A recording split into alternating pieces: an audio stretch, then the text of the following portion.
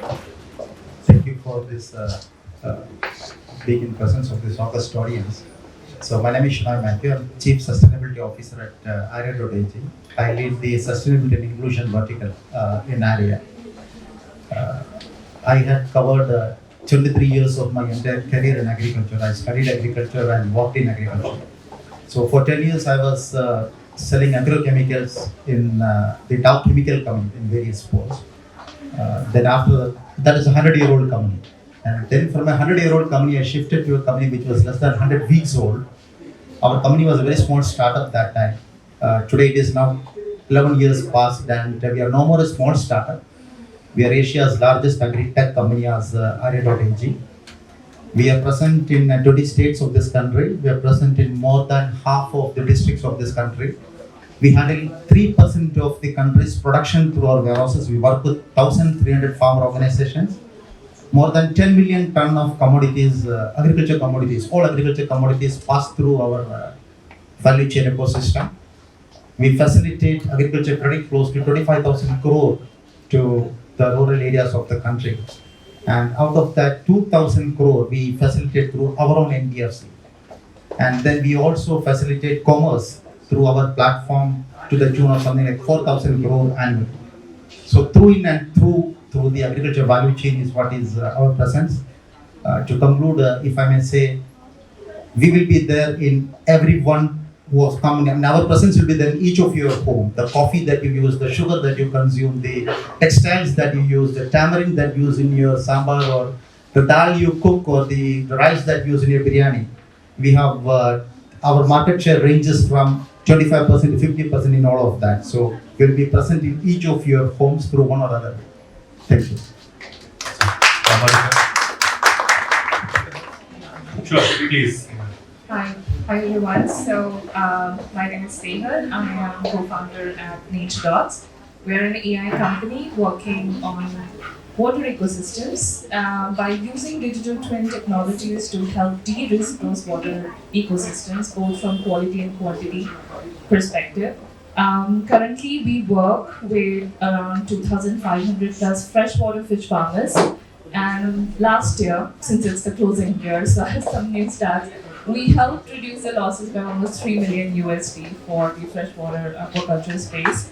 And on top of that, because it's a foundational solution and water is foundational to many industries, we're also working with water utilities, and we've been able to create digital twin of 10,000 hectares, and which has de-risked water security for 11 million people, both within India, parts in Asia Pacific, and US.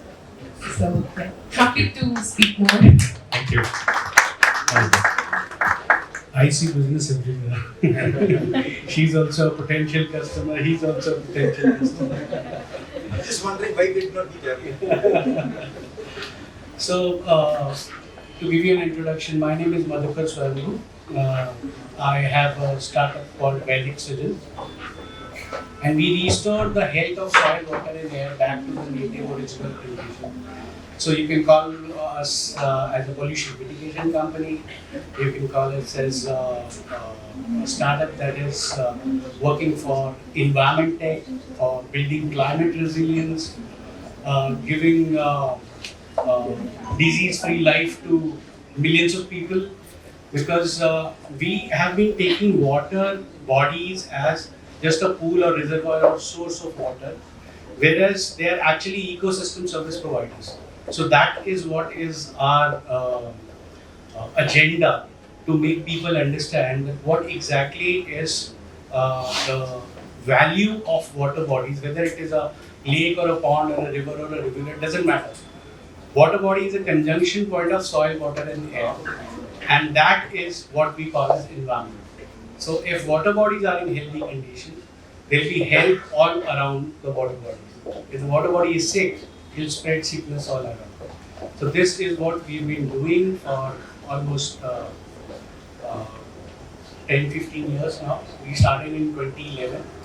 We did a research for 10 years and we registered the startup in 2021. So that has been our journey, and every project that we do is actually serving to the social requirements of wherever we're doing the project. That way we are a social enterprise, and whatever project we do becomes a social project, but actually it is for profit. So the concept that social enterprise has to be not for profit is what we are not working on. I mean, we are in a different tangent altogether. It's a social enterprise with a profit. Thank you. Thank you so much. I will start with a common question for all of you. So, in India, there are over 100,000 social enterprises at the moment and a growing focus on impact-driven businesses. What are the biggest barriers and opportunities that these smaller startups see in order to scale and also create lasting impact? So we can start with you, Sneha.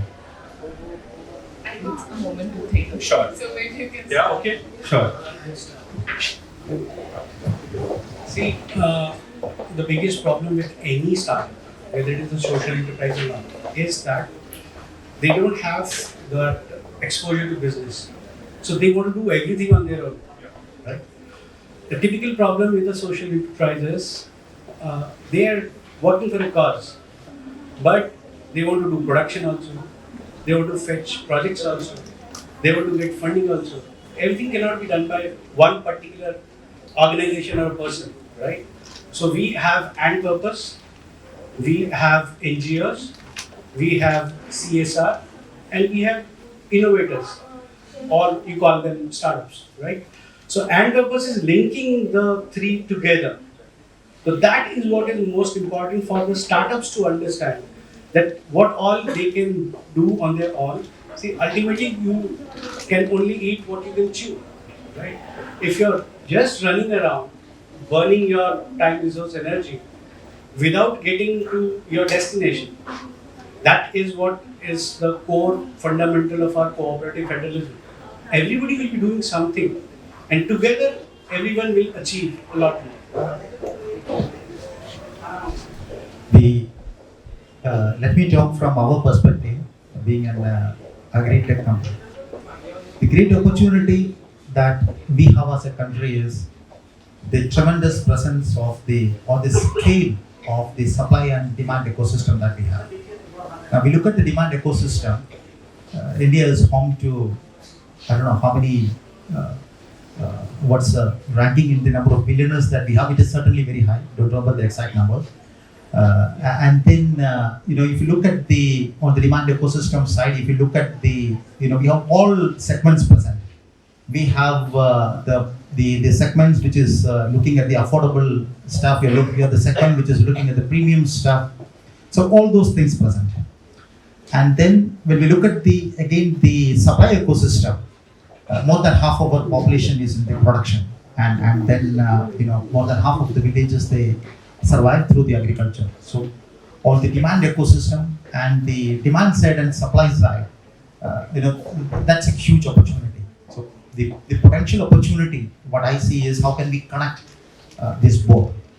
And then coming to what can be a barrier in being success here, I would just the same point I have to reiterate here is, if people try to do everything, that's where the mistake can happen. And at least in few cases, I just don't want to name the organization. When we speak at like today, when I proudly come and say that we are a profitable startup, and we are profitable from the year one and for every year.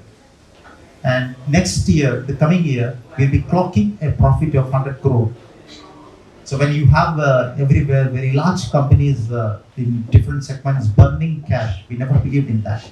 That's not a sustainable business model. Basically, you are taking from his pocket and burning and creating a value for me is not what the model in which we believe. So one of the things that probably has missed out with some of those failed entities, what I see is like when you try to do everything, you miss the focus, you dissipate to different things, you spread too thin, not able to control. So probably one of the barrier maybe is like not having a collaboration mindset can be a barrier to be a success. Thank you. I'm more of a storyteller, so I'll tell through an example. And I feel AndPurpose fits very well in this example. Any social enterprise in India right now has a communication problem. And And I feel that because for a long time, money is what is everybody asks. If you are reaching a certain money, and I'm so glad you are talking money, I'm very, very happy about that. But that is the only way of looking at impact. The other day, a journalist asked me, how much revenue are you making? And I said, we launched a collections less than 4 months ago, so it's very small right now. So please don't mention that in my interview. But can you ask me how much carbon emissions have I reduced? So the impact needs to be equally powerful to be said. And I feel AndPurpose is bridging that gap with communication, and we need a lot of communication storytellers who put money making and the impact that social enterprise makes at par. Of course, they need to make money, but glorify it equally. And I feel that will really lift up social enterprises. Yeah. I agree, first of all, with all the points. But coming to your question, because you have a specific barrier for 100,000 small, small, medium, large social enterprises, money is a big problem. There is no patient capital that's available for social startups or social businesses, and I wouldn't call it social because it's about perspective. It's businesses which are making a positive impact as they create their profitability and sustainability. Especially if I talk about India, we also need impact investing. Also came out of India and Africa, like Southeast Asian emerging markets, but somewhere it has gotten lost in the metrics in how that catalytic capital was supposed to be dispersed or to be used, because these businesses are high risk from a traditional PE or a venture capital mindset. Returns are not immediate, in terms of the conventional businesses. And this is where this catalytic capital helps de-risk these businesses, bring them at a level where they can have more institutional funding. We don't see that catalytic capital right now. The metrics against which the enterprises are weighed against is missing, and somewhere it is getting lost. So we need to see more of that coming in, and at the same time, communications, exposure to businesses, business model. This all will come once they become part of these initial ecosystems, which are also going to provide them with this. But I don't see that right now. There's a mismatch, but it's coming up. It's not it's not all pessimistic. We've seen new ventures coming up, and rather we've seen now social enterprises themselves transitioning towards more conventional business models and showing that profitability right from the get-go. Awesome, thank you. My next question to you, Shinoy. Arya is revolutionizing agri supply chains. Could you share one key innovation or strategy that has helped you scale sustainably? The answer to that is actually there is no one magic stick or one thing I can remember as saying that this could be. But if I look at maybe what we agree as a management and as a senior team is, and people agree with us, is we have looked at all of our challenges as opportunities. That's one thing which that we saw. Like when we started 12 years before as a farm gate level storage company, people said that storage is not possible at the farm gate. We were successful in that. Then we saw that finance is difficult at the farmer level, farm gate level. People told us that none of the banks has an agriculture portfolio which is profitable. How are you guys going to do it? We have a sizable disbursement all at the farm gate. And people said that, when we said that we need to de-layer the agriculture value chain and connect farmer directly to corporate or farmer organization directly to corporate, people said that a number of people tried it for years together, but it has not been successful. We have 4,000 crore of commerce running where we are actually using. So what we basically have done is we have not brought in anything new thing, but we impoverished on the existing models and we fine-tuned it in such a way that to make it applicable at the farm gate level. That's what we have done. We have basically worked with the existing models and tried to make it adapt to the situation of the farmer and farmer organization and the farm gate. So to answer the question, I would say is one thing that we have done maybe differently is looking at each of those challenges as an opportunity, right? When you see to the farm gate, there is no storage available. Yeah, that's an opportunity to create something. And when you look at the requirement of finance, that's huge, but people are not able to make it profitably. How do you do that? And every farmer would like to directly sell to the corporate and earn money, but how do you make it happen? So these are the things which probably, when we looked at these challenges and converting those challenges into opportunities is something which I think we have done slightly differently than the other people, and one of the important point in where we are today. Follow up to you, Shinoy. This decade is going to be about AI. This decade is going to be about tech. How do you see tech shaping the next generation of solutions in agri and/or social entrepreneurship? Let me again be within the domain in which you have experience. What we increasingly see, we thought initially we will be at only the post-harvest space. Then we saw the requirement coming from the pre-harvest as well. Always we look at, business is a result of what the consumers are looking at, what the customers are demanding. Today what we can see is, you look at the media or whatever is coming out, you look at these things like there are chocolate companies not able to do their business because of the left content in the Cadbury's, the chocolate, right? And then the solution that they speak is, and some of them have raised their hands. They say that, no, we are in Europe and we cannot do anything because this is cultivated in Africa, or cocoa comes from Ghana, so we are not able to do anything like this. So what I see increasingly, you see in LinkedIn, you see in Facebook, that the end consumer is demanding a visibility of where is my thing in the plate coming from, what is going in making it, and who is doing it, where is it coming from. And this is something which, when it is there at the space of the consumers, it will slowly start entering into the business space, and people will look at various solutions for it. And hitherto, while this has been there for years together, technology was not at level that you could really ensure traceability. You could really track what farmer has been doing at the farm grade level. You could really measure through AI what is the soil parameters or soil nutrients and how do you adjust that. So what I see going forward is AI and technology will really revolutionize this particular aspect, and we will see more and more people and more technology intervention coming in this space to address this consumer requirement of visibility, transparency, and trust of the value chains, food value chains. Thank you. Aishwarya, what inspired you to start Jivya? And how did you identify waste and pollution management as a key area of intervention in India? I think your answer is pretty obvious, but would love to hear from you. No, so I guess clothing is such a normal thing in our everyday life that we fail to register its impact.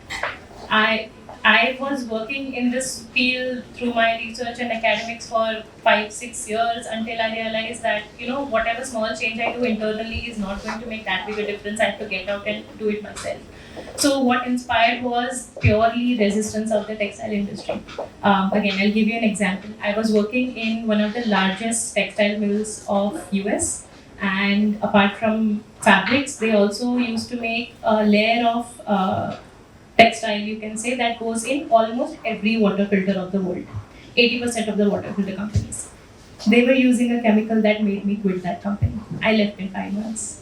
I struggled. I told them every day, please replace this. I will give you all the research possible. Let me run the trials. Largest mill of the US, Fortune 500 company. If they have money and they are not ready to make the change, I was like, I am bootstrapped, I'm a scientist, I'll get out and do it myself. That inspired me. Nice. India generates enormous waste but struggles with circularity. How does Jivya turn waste streams into value chains, and what sectors are you currently working in? So my entire work is with fabrics currently. So we create apparel and we create apparel and textile wall art. Basically, any fabric that an artisan can create through his or her art, be it fabric or post on a fabric, we ensure that becomes an end product, but through only plant-based materials. Basically, an artisan many artisans of India have now resorted to using polyester and synthetic colors which are not friendly to their practices. Artisans were used to letting go of the color in the soil and water around them because they were plant colors, maybe a decade or maybe a century ago. Now they are using synthetic colors that are not friendly to the soil and water. They are not just hampering the ecosystem, but to preserve their art, they have resorted to, just whatever is available that can become a cheaper product.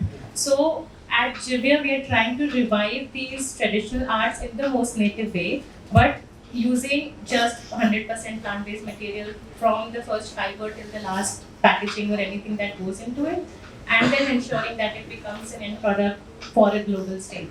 So when it comes to your question about waste, what we do is we are zero waste in our production of both wet waste and dry waste.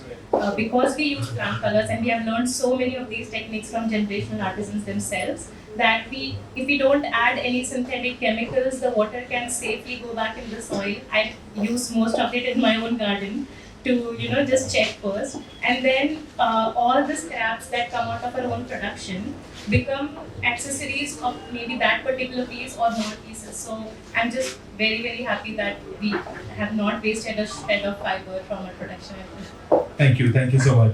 Snehal, India has seen strong policy level initiatives for water conservation like the Jal Shakti Abhiyan, but on ground implementation might fall short. From your experience, where do you see the biggest gaps between policy and practice in water sustainability? I was wondering, because you're working on the restoration, would you like to add to I would love for take your that? After you. Yeah, there are gaps, honestly, right? Because policies are made at a very large landscape level or a watershed scale and lacking a systemic lens. But it's great initiatives. They, again, I think Amrit Mission and a lot of other missions have some component of capital in form of grants, which can really help on grassroots projects, pilots to show their efficiency and efficacy. But it still needs a much more robust ecosystem aligned with, say, these initiatives' pulse or synergy. Because, for example, you can get a project started, right? Like, let's take water restoration.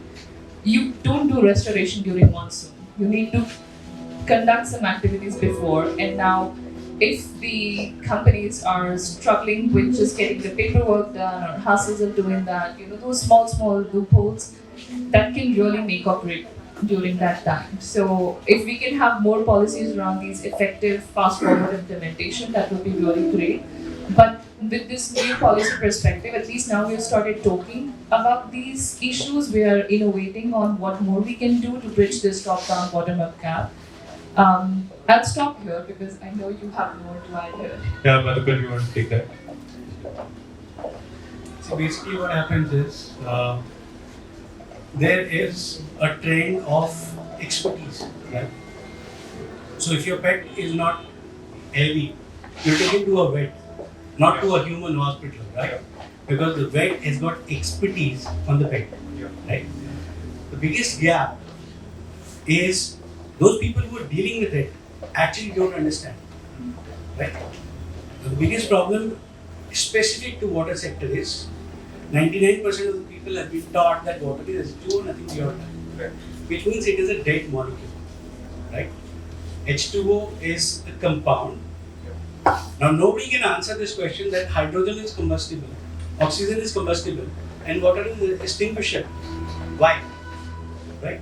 So to deal with a particular problem, you first need to understand the subject. The policy makers don't understand what are they dealing with. Government is supposed to allocate funds and make projects. So government has made Amrut 2.0, which is 2,99,000 crores. I mean, how many zeros will come, I don't know. Then there is Mission Amrit Sarovar, which is limitless. Because there is no fund allocated, but you can use any fund available in the district administration, right?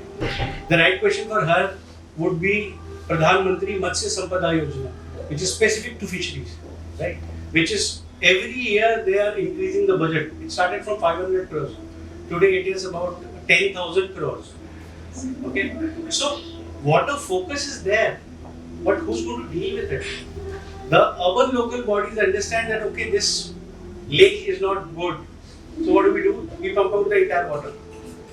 In the name of water conservation, we have wasted millions of gallons of water because we pumped it out, put it into a drain, and then again it is going to land up into some river or something, right? Then we do a dredging. Okay. The moment you move out water from the water body, your GHG emission will go up by 10 times, which people don't understand. And all this is being done in this name of saving the environment. So the biggest problem or the biggest gap is understanding the subject that you're dealing with. Just talking about your organization as well, you were talking when you were introducing. I just wanted to understand, what inspired you to build Well-X region as a social enterprise rather than a purely non-profit model. How do you ensure both impact and sustainability, and that goes hand in hand? It's a long story. I think we have time. See, we are three founders. All of us were into IT industry. Okay. We were making communication network backbone.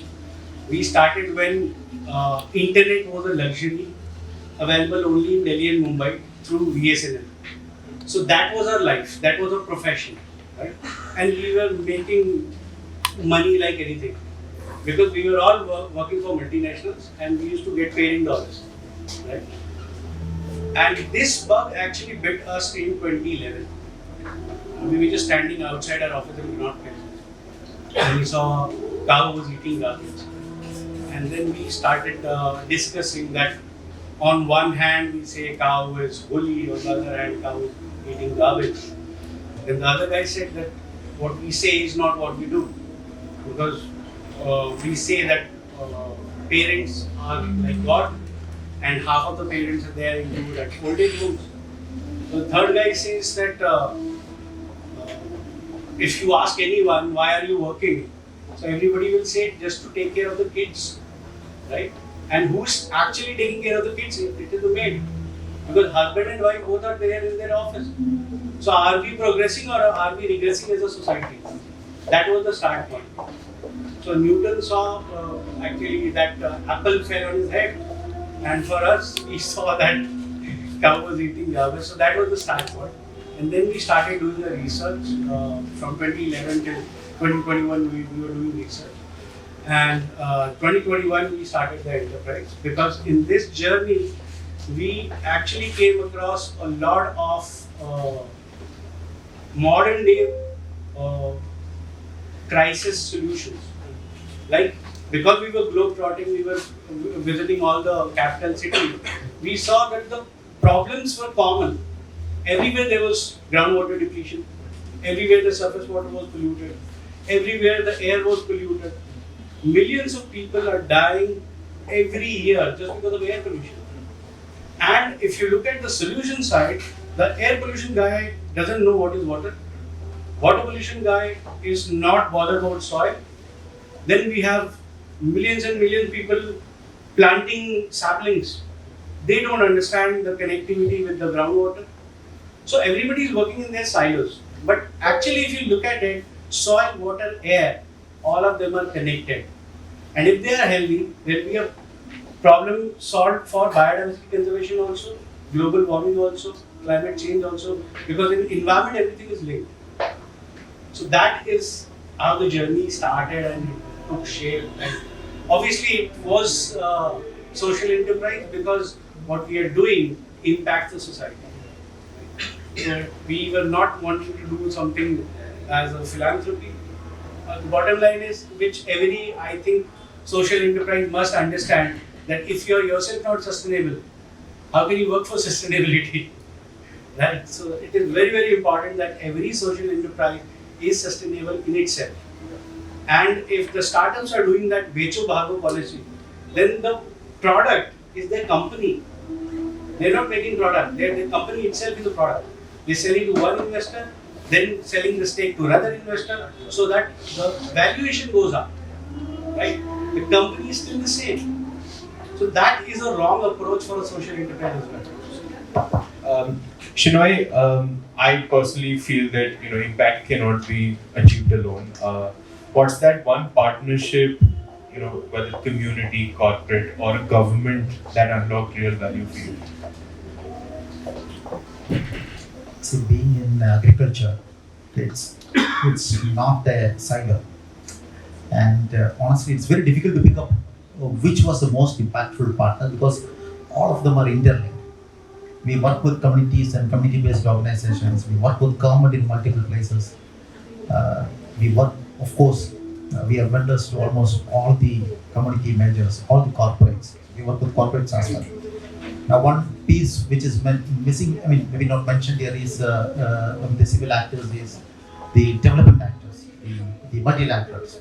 So all of them are very, we have closely worked with all of them in building our business because the type of, it's always the building business in farm gate or what we call as primary markets is a chicken and egg story.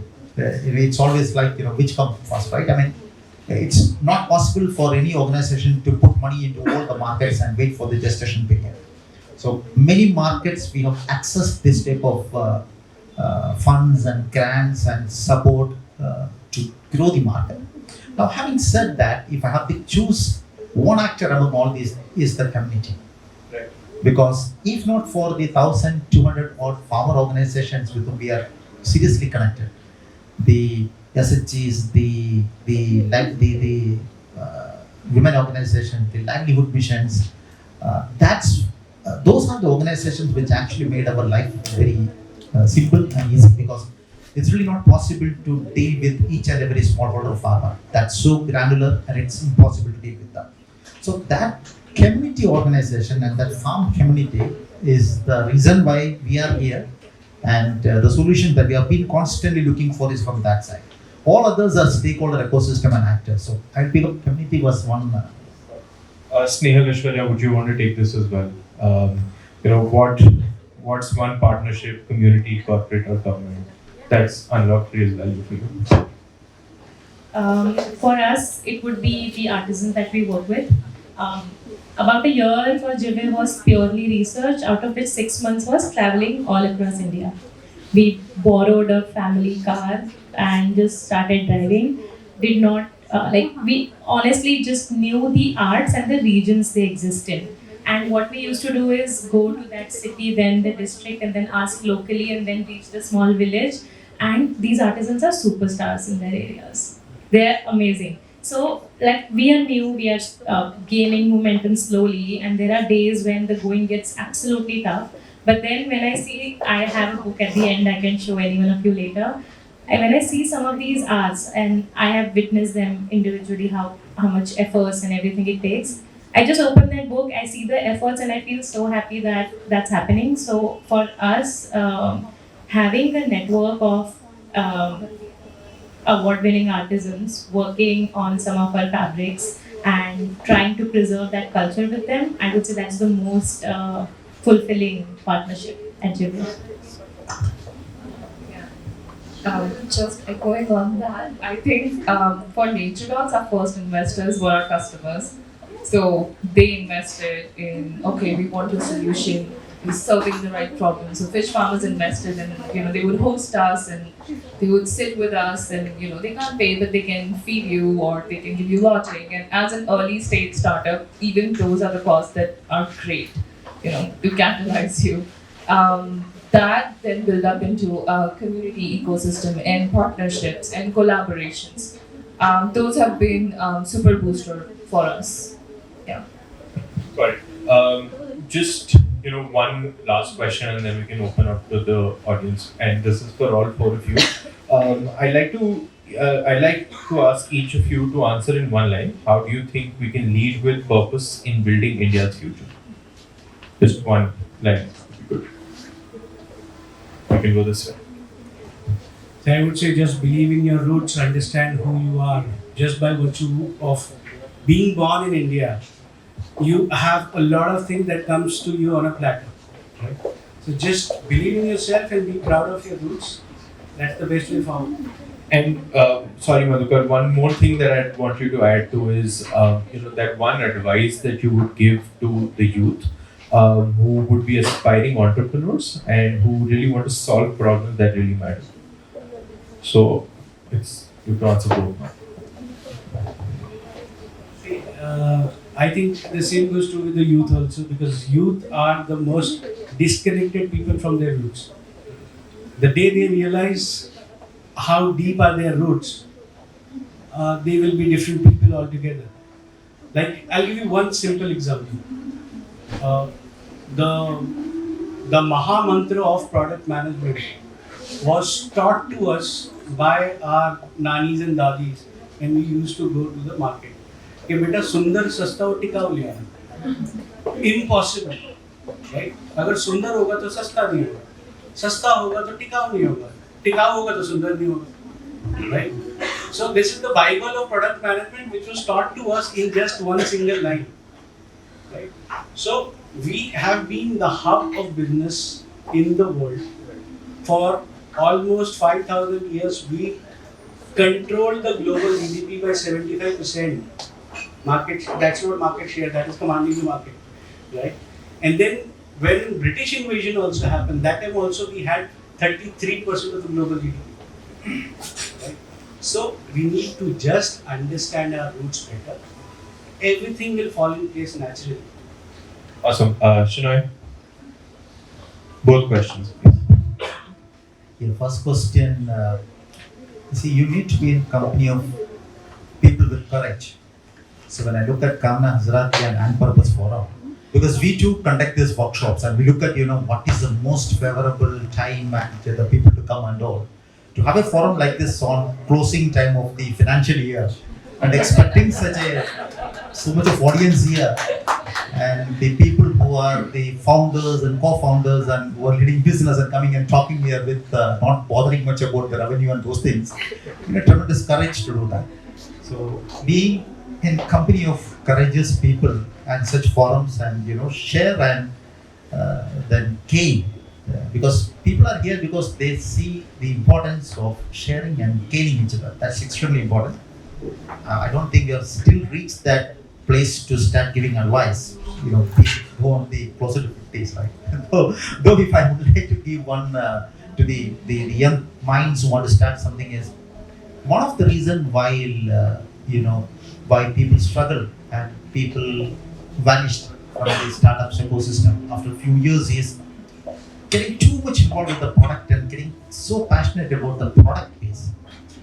But if people can look at the problems, what they have to solve, and look at the problems and not having a very passionate attachment to the product and trying to fit product to the market. I'm speaking from our perspective. This may be very different because if Steve Jobs would have thought like this, Apple will not be there, right? he created a need. So we will have to look into each sector and say, I'm talking about my sector where some things are there from millennia, and then we are trying to do something in there. The best way is look at the problems and try to solve it than to go with the model and fit the model. So if people would like to come to maybe the agriculture side or the rural side, maybe look at the problems that you're trying to solve. Rather than going with the product and trying to fit the product. I've seen so many wonderful super products but failing to generate money and wilting in few years. So that's one thing I would say. This is a mantra I follow myself and has saved me not just time but money and many other anxious thoughts. Vote with your money. Buy from people who you feel are doing good. The least a normal person can do is vote with your money and shop or buy or follow your values. I would say the same thing. Yeah, I think that's the answer to both of them. Yeah. So the first part I would say, from the impact perspective, especially for Indian impact ecosystem, we need to also be in touch with reality that's happening geopolitically. Most of the impact funding that has been coming in emerging markets with the changes in geopolitical arena have been cut down. I mean, we all know what happened with USA, right? And so many projects got shut down, which were making impact. So, yeah, let's rethink our impact ecosystem and let's sort of take control of it and define it as to what we want to see the impact in our country, and then the mechanisms that are most suited for us. That would be the first thing I would say, just a food for thought. And we have some amazing new funds, both from investment but also from startups, and then government push coming in. So this is like a great time to be in this space. In terms of advice to the youth, upskilling. I think the tech is super fast and we need to upskill with the changing technology. You can no longer be disconnected and disjointed, whether you're in arts or any field. So yeah, I think we need to really go fast in investing in education and upskilling our youth. Got it. Thank you. Awesome. Thank you. Samna's asked me to wrap up. Thank you so much. Thank you, dear panelists, and thank you to the audience. Thank you so much.